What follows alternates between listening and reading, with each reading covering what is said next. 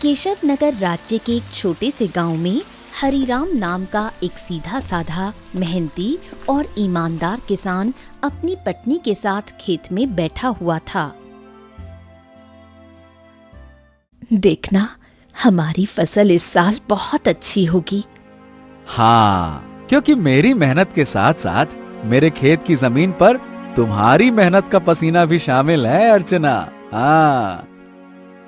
नहीं, सारे गांव में केवल तुम ही मेहनती और ईमानदार हो।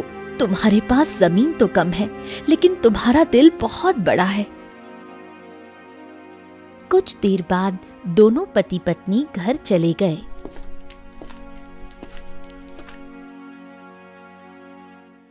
मैं तुम्हें एक बात बताना तो भूल ही गई, घर में लकड़ियां खत्म हो गई हैं। अरे चिंता मत करो, मैं कल सुबह सबसे पहले जंगल में लकड़ियां काटने के लिए ही चला जाऊंगा। ठीक है ना, ले आऊंगा। चलो अब।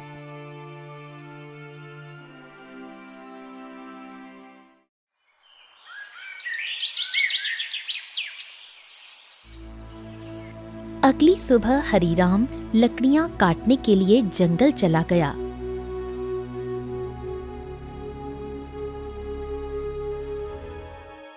हरिराम एक पेड़ पर कुल्हाड़ी चलाने ही वाला था कि तभी उसने देखा झाड़ियों में एक घायल बंदर करहा रहा था।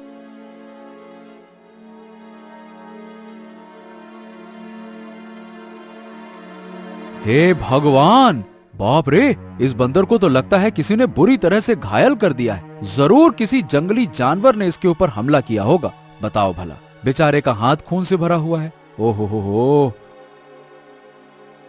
हरिराम बंदर के पास बैठा था। काश तू बोल सकता तो बता सकता कि तेरी तकलीफ कहाँ है। फिलहाल तो तेरे हाथ में खून दिख रहा है, लेकिन जिस तरह से तू दर्द से तड़प रहा है ना, बाप रे, तकलीफ तो कहीं और ही है। उसी समय वहां एक साधु आ पहुंचा। कौन हो तुम और बंदर से क्या बातें कर रहे हो? प्रणाम साधु महाराज, मैं तो बस लकड़ियां काटने के लिए जंगल में आया था। इस घायल बंदर को देखा तो इसके ऊपर तरस आ गया। लगता है किसी जंगली जानवर ने हमला किया है इसके ऊपर। देखिए ना, इसके हाथ से खून बह रहा है। लेकिन जिस तरह ये दर्द से तड़प रहा है, मुझे तो लगता है कि इसे कहीं और ही तकलीफ है। बहुत कम इंसान होते हैं जिनके मन में जानवरों के प्रति इंसानियत होती है। रुको रुको रुको। ओम। इतना बोलकर साधु मंत्र पढ़ने लगा। अचानक रंग बिरंगी किरणों से बंदर का जख्म सही हो गया। हाँ, अब ये बंदर तुम्हें बता सकता है कि इसकी तकलीफ कहाँ है। इतना बोलकर साधु वहां से चला गया। बंदर उठकर खड़ा हो गया। मेरे कंधे में बहुत दर्द हो रहा था। हाँ, अब अच्छा लग रहा है। एक शेर ने मुझ पर हमला किया। मैं बचने के लिए दूसरे पेड़ में कूदा। शेर का पंजा मेरे हाथ में लगा और मेरा हाथ घायल हो गया। मैं पेड़ ही नहीं पकड़ पाया और मैं जैसे ही नीचे गिरा, बाप रे बाप, मेरे कंधे में बहुत चोट लग गई थी। अरे, तुम तो बिल्कुल मनुष्य की आवाज में बात कर रहे हो। ये कैसे संभव हुआ? जब साधु ने मंत्र पढ़ा ना, तब मुझे ऐसा लगा कि मेरे अंदर बात करने की शक्ति आ गई है। मैंने बोला और मेरी आवाज तुम तक पहुंच गई। लगता है ये चमत्कार साधु बाबा ने किया है। हाँ।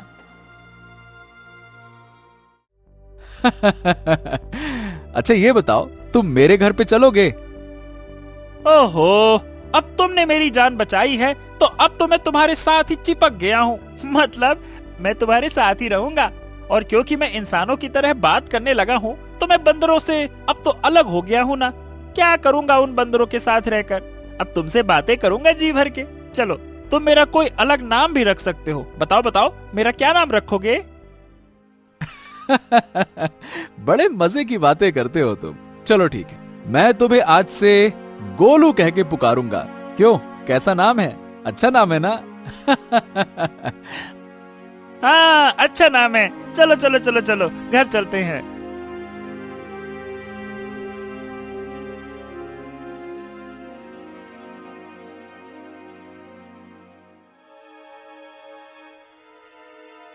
अरे, ये जंगल से तुम बंदर को क्यों पकड़ लाए? हरीराम पूरी घटना अर्चना को बताने लगा। क्या क्या वास्तव में बंदर बात कर सकता है? अरे तुम स्वयं पूछ लो। क्या नाम है तुम्हारा? मेरा नाम गोलू है। हरीराम ने मेरी जान बचाई है और अब मैं उसका साथी हूँ। साथी क्या, अब तो मैं तुम्हारे परिवार का हिस्सा हूँ। अर्चना आश्चर्य में पड़ गई। समय बीतने लगा। गोलू की मौजूदगी घर में नई जान ले आई थी। धीरे धीरे गोलू अर्चना के काम में हाथ बटाने लगा।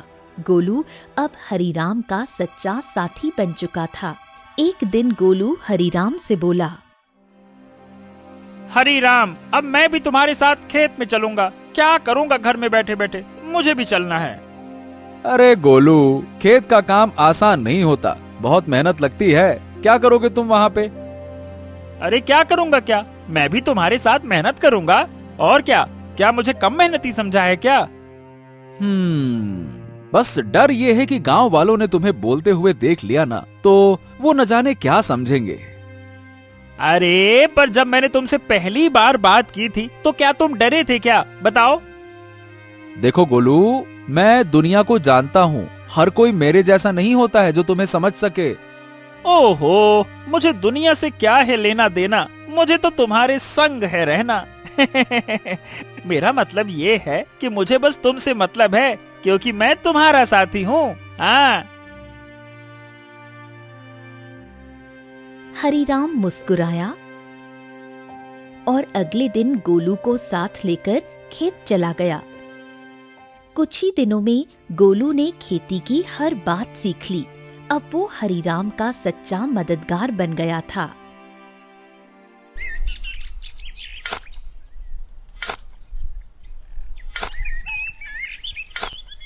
हरीराम, अरे आज की मिट्टी तो बहुत भारी लग रही है।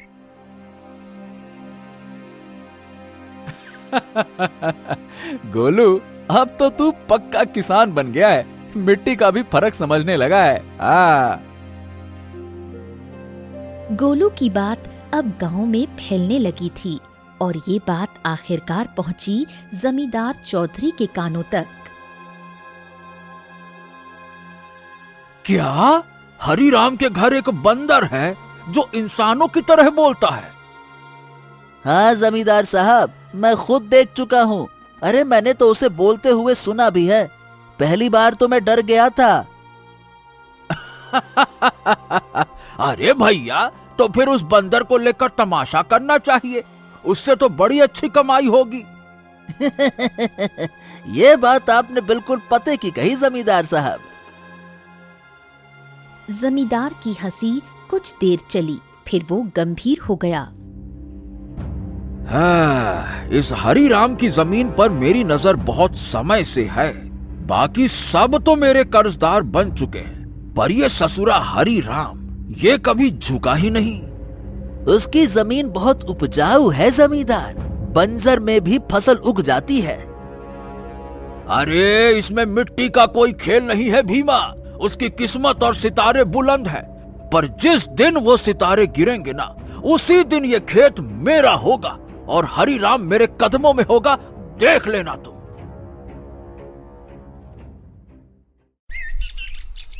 समय ऐसे ही बीतने लगा।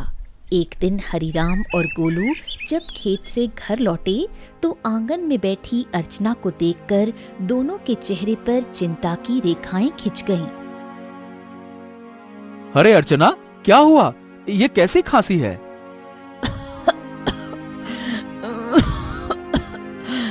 कुछ दिनों से खांसी हो रही है, अब तो दिन ब दिन और भी बढ़ती जा रही है। हरीराम, इसे नजरअंदाज मत करो, किसी अच्छे वैद्य को तुरंत बुलाना चाहिए।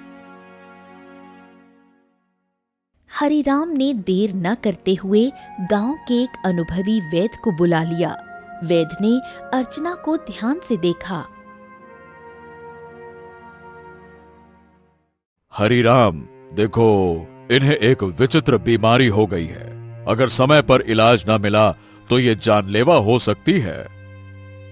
हाँ, नहीं नहीं नहीं नहीं वैद्य जी, आप तो इलाज शुरू कीजिए, मैं कोई कसर नहीं छोड़ूंगा।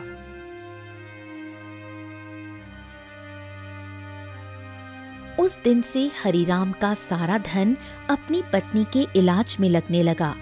हफ्तों बीतते गए और एक दिन ऐसा आया जब उसकी सारी जमा पूंजी खत्म हो गई। उस दिन हरिराम घर पर अकेला बैठा था।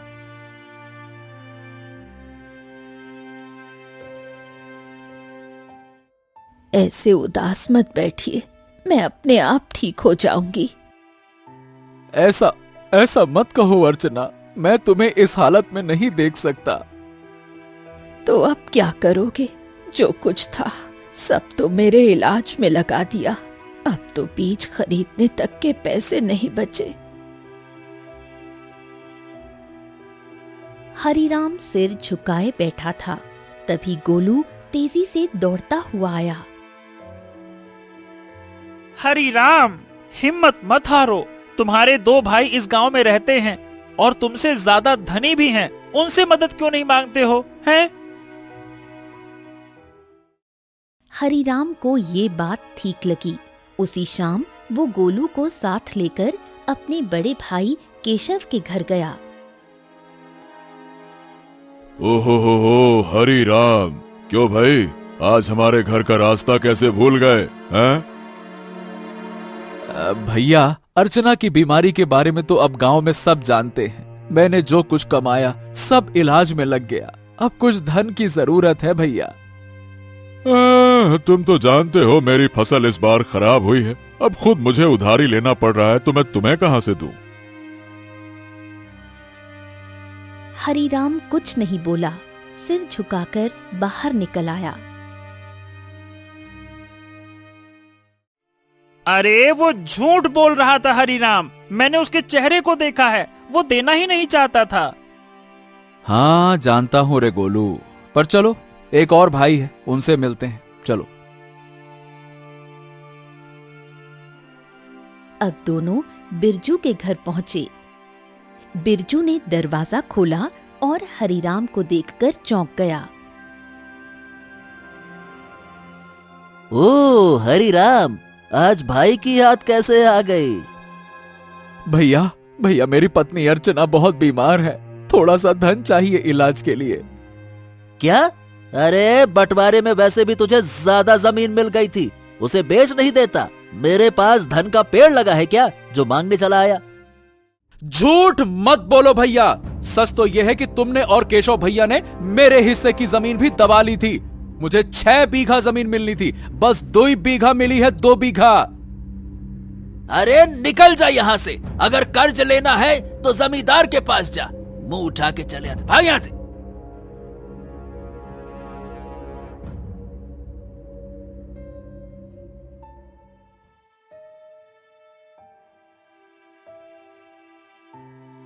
कैसे भाई हैं तुम्हारे हरिराम, एक भी मदद को तैयार ही नहीं है। हाँ, इस दुनिया में इंसान ऐसे ही होते हैं, मतलबी, अपना पराया कुछ नहीं देखते। तो अब क्या करोगे? क्या जमींदार के पास जाओगे?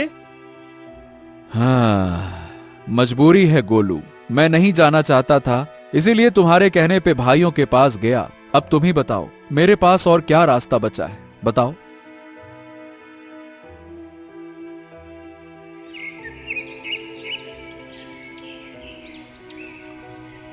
अगले दिन हरिराम और गोलू जमींदार की हवेली में जा पहुंचे। उम्मीद उसे कम थी, मगर अपनी पत्नी की खातिर उसने खुद को झुका दिया था। मैं जानता था हरिराम, एक न एक दिन तू चलकर मेरी हवेली में जरूर आएगा भैया। आपने बिल्कुल सही कहा था मालिक, जब तक इसकी किस्मत चमक रही थी तब तक बहुत अकड़ में चलता था। अब देखो कैसा मुरझाया मुरझाया सा खड़ा है। ए जमींदार, तुम्हें किसी की हालत का मजाक उड़ाने का हक नहीं है। लोग तुम्हारा सम्मान करते हैं, तुम्हें भी दूसरों का सम्मान करना चाहिए, समझे?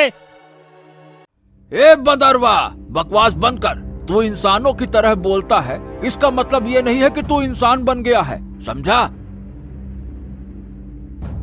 हाँ भैया हरिराम, बताओ बताओ क्यों आए हो? क्या बताएं, आपको तो सब पता है, मेरी पत्नी बीमार है, सारा धन इलाज में चला गया, कुछ धन की आवश्यकता है। अच्छा, धन चाहिए तो भैया मेरी शर्तें सुन लो। ब्याज 50% और बदले में कुछ गिरवी रखना होगा। हाँ, मेरे पास कुछ बचा है क्या जो गिरवी रखूं? जो सोने के आभूषण थे वो भी इलाज में बिक चुके हैं। अरे है ना, क्यों नहीं है? तेरे पास 2 बीघा जमीन है, भैया उसे गिरवी रखो। वक्त पर कर्ज चुकाएगा तो जमीन तेरी वरना मेरी, सीधा हिसाब। बोलो भैया। हरीराम सोच में पड़ गया। उसे अपनी पत्नी का जीवन बचाना था, मगर कीमत बहुत बड़ी थी। अरे ये तो सरासर अन्याय है। तुम किसी की मजबूरी का फायदा उठा रहे हो। ऐसे तो हरीराम कभी कर्ज ही नहीं चुका पाएगा। ए हरीराम, पहले तो तू इस अपने पालतू बोलने वाले बंदर को ले जा यहाँ से, नहीं तो मेरा मन बदल गया तो हो गया तेरा काम। जब से आया है पटर पटर पटर पटर। चुप कर। हरीराम चलो मेरे साथ, ये कर्ज मत लो, चलो। गोलू, मेरे पास अब और कोई चारा नहीं है। अरे तुम बस चलो तो, मैं तुम्हारी मदद करूंगा ना। हाँ चलो मेरे साथ। हरीराम गोलू के साथ चला गया। हवेली के भीतर जमींदार और भीमा गुस्से से खौल रहे थे। ए मालिक, हरीराम तो हाथ से निकल गया। अरे चिंता मत कर बेटा, मजबूरी उसे फिर लौट आएगी। कितना दूर जाएगा वो?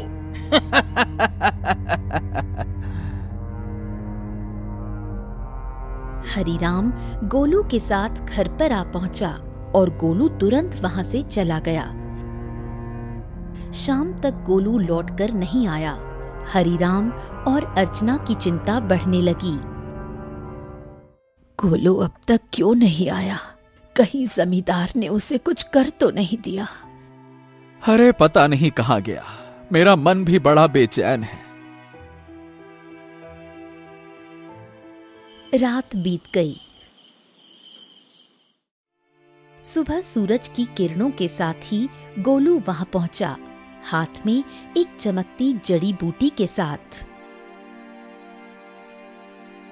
अरे गोलू, तू कहाँ था? हमें लगा कहीं तुझे कुछ हो तो नहीं गया।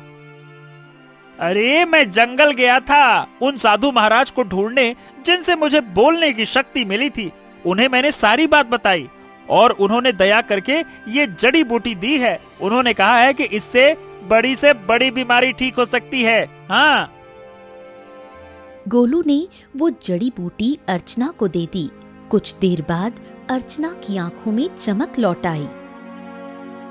मुझे बिल्कुल स्वस्थ महसूस हो रहा है, जैसे मैं कभी बीमार ही नहीं थी। हाँ। अर्चना, तुम्हारी खांसी भी ठीक हो गई। और गोलू,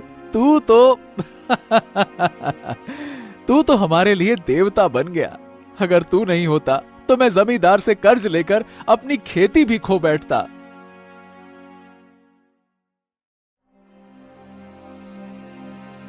हाँ, अब मेरी पत्नी तो ठीक है, लेकिन खेत में बीज डालने के पैसे तक नहीं बचे। मैं जानता था कि अर्चना के ठीक होने के बाद तुम्हें बीज की जरूरत पड़ेगी, इसीलिए मैं साधु महाराज से बीज भी लेकर आया हूँ। हाँ, ये देखो। क्या बीज? हाँ, उन्होंने ये चमत्कारी बीज दिए हैं। अब देखो, अगर तुम इन्हें अपने खेत में बो दोगे तो ऐसी फसल उगेगी जो पूरे राज्य में किसी ने नहीं उगाई होगी, और सबसे पहले तुम्हारी फसल ही तैयार होगी। हाँ, मजा आ गया ना? इतनी जल्दी? हाँ, लेकिन एक शर्त भी दी है साधु महाराज ने। जब तुम्हारा समय अच्छा हो जाए तब तुम उन लोगों की मदद करना जो जमींदार के कर्ज में दबे हुए हैं। अरे मित्र गोलू, गोलू गोलू गोलू, तू मेरा सच्चा साथी निकला। हम दोनों मिलकर अच्छे से खेत में फसल बोएंगे। चल मेरे भाई।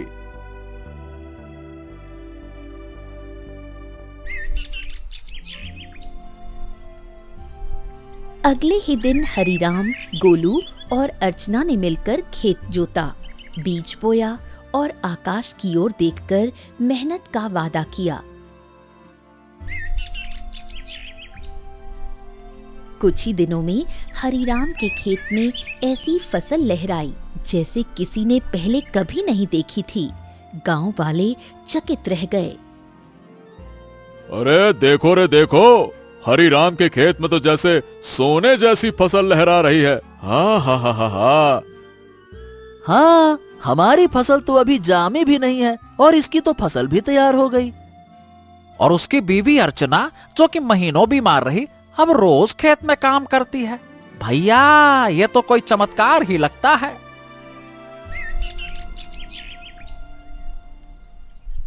कुछ दिनों बाद हरीराम की किस्मत बदल गई।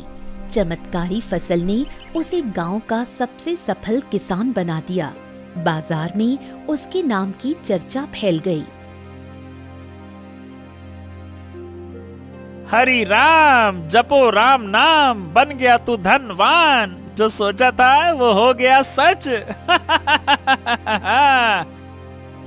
हाँ, वाकई में सच तो हो गया, लेकिन अब बारी है गोलू वादा निभाने की, उन सब की मदद करने की जो जमींदार के कर्ज में डूबे हैं।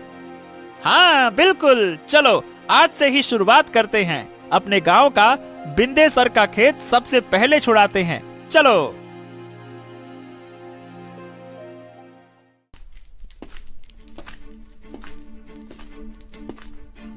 हरीराम और गोलू ने अपना मुनाफा इकट्ठा किया और एक एक कर गांव वालों का कर्ज चुकाने लगे। बिंदेसर, भोलू, रज्जो सभी ने अपनी जमीन वापस पा ली। हरिराम भैया, आज आपने हमें नया जीवन दे दिया। सही बताओ, बिल्कुल, बहुत बहुत धन्यवाद। गांव में खुशी लौटने लगी, लेकिन जमींदार के चेहरे पर उदासी छा गई। ये सब देखकर जमींदार गुस्से से अपने साथी भीमा से बोला, हाँ, ए भीमा, तू देख रहा है ना कि क्या हो रहा है? हाँ मालिक, हरिराम ने सबके कर्जे चुकाने शुरू कर दिए हैं। अगर यही चलता रहा तो एक दिन तो मेरी जमींदारी ही खत्म हो जाएगी और मेरा दबदबा भी खत्म हो जाएगा। आप तो आदेश दीजिए मालिक की करना क्या है। अब बहुत हो गया भीमा। अगर ये हरिराम ऐसे ही सबकी जमीन छुड़वाता रहा तो मेरा क्या बचेगा? मेरा दबदबा, मेरी हवेली है। अरे मालिक, आप तो बस आदेश कीजिए, कल ही उसका काम तमाम कर दूंगा। सब खेत में काम करते हैं, वही खत्म कर दूंगा। कहिए। खून जमीन पर गिरे ऐसा मारना साले को, ताकि सबके दिल में डर उतर जाए। जा, हरिराम को मिटा दे, जा।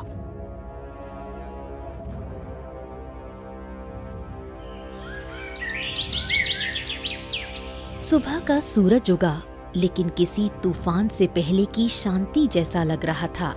हरिराम खेत में बीजों को देख रहा था, जो अब सोने जैसे चमकते दिखते थे। अरे गोलू, देख तो, ये फसल तो जैसे गाना गा रही हो।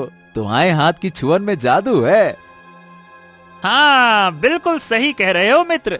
इस बार की फसल सोने की फसल जैसी उगती हुई दिख रही है। वाह वाह वाह वाह वाह वाह। इतना बोलकर अचानक गोलू एक ओर हट गया।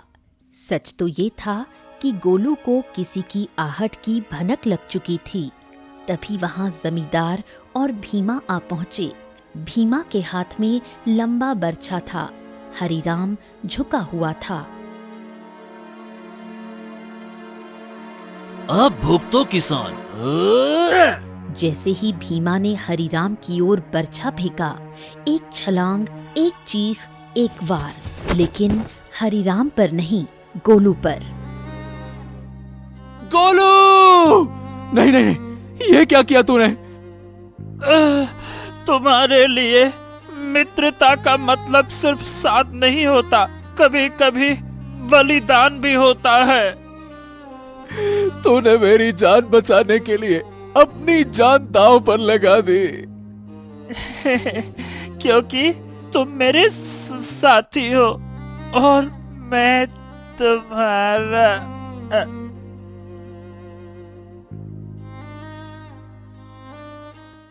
जमींदार और भीमा अविश्वास भरी नजरों से घायल गोलू को देखने लगे। भीमा जमींदार की ओर देखकर बोला, अरे ये क्या जमींदार, इस मूर्ख बंदर ने तो हरिराम के ऊपर लगने वाला वार अपने ऊपर ले लिया। हाँ, तुमने सही कहा, लेकिन मैं फिर भी हरिराम को जीवित नहीं छोड़ूंगा। इतना बोलकर जमींदार गोलू की ओर देखकर क्रोधित अवस्था में बोला, अरे तू मूर्ख का मूर्ख बंदर ही रहा। अरे तू इंसानों की तरह बोल सकता था और इंसानों की तरह रहने लगा था, लेकिन तू इंसानों की तरह चतुराई नहीं सीख सका। तुझे क्या जरूरत थी अपने ऊपर वार लेने की? क्या आवश्यकता थी बलिदान देने की? मूर्ख बंदर कहीं का, तूने मेरे सारे किए कराए पर पानी फेर दिया। लेकिन तुझे क्या लगता है कि मैं हरिराम को जीवित छोड़ दूंगा? नहीं, मैं हरिराम को जीवित बिल्कुल नहीं छोड़ूंगा, क्योंकि उसकी वजह से ही मेरा गांव में दबदबा समाप्त हुआ है। तेरा ये बलिदान बेकार जाएगा रे मूर्ख बंदर, रुक जा। गोलू के होठों पर एक हल्की मुस्कान अब भी जिंदा थी। गोलू ने अपने मित्र हरिराम को मुस्कुराते हुए देखते हुए ही दम तोड़ दिया।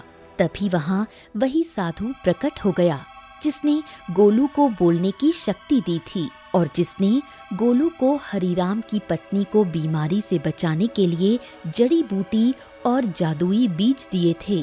साधु क्रोधित अवस्था में जमींदार और भीमा की तरफ देखकर बोला, जिसने निर्दोष की जान ली उसका पाप अब उससे बदला मांगेगा। जमींदार और भीमा, तुम दोनों ने बहुत बड़ा पाप किया है। तुम्हें इस संसार में खुलेआम रहने का कोई अधिकार नहीं है। तुम दोनों समाज के लिए खतरा हो, रुक जाओ। इतना बोलकर साधु की क्रोधित आंखों से रंग बिरंगी किरणें निकलकर भीमा और जमींदार के शरीर पर पड़ने लगी और अगले ही पल उनके शरीर में आग लग गई। कुछ ही देर में वो दोनों जलकर राख हो गए।